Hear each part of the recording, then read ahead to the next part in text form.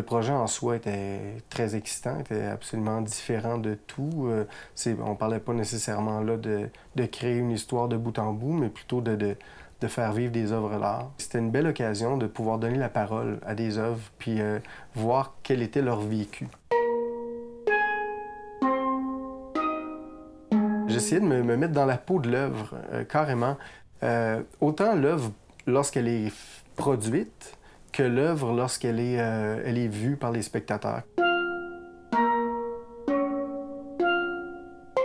C'est des œuvres qui me parlaient beaucoup parmi toutes les autres. Je voulais des œuvres très différentes. Je voulais des œuvres qui étaient figuratives, je voulais des œuvres qui étaient abstraites, je voulais des œuvres qui étaient des sculptures, je voulais des œuvres qui étaient des peintures ou des œuvres en 2 dimensions. Puis je voulais que tout ça se côtoie un peu à la manière de différentes personnes qui se parlent, mais qui ont des passés différents.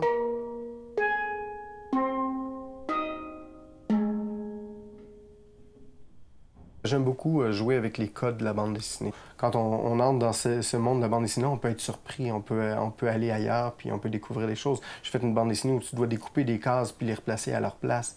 Quand tu lis le récit sans les cases, ben c'est un récit différent de quand tu ajoutes les cases, tout à coup, tout se transforme. C'est le genre de truc que j'aime bien rigoler avec ça.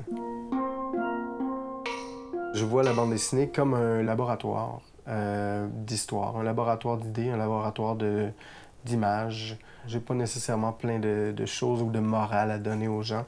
D'ailleurs, je suis plus immoral que moral dans plein de cas. Puis c'est ce que je trouve qui est plaisant parce que ça sort un peu de l'habituel.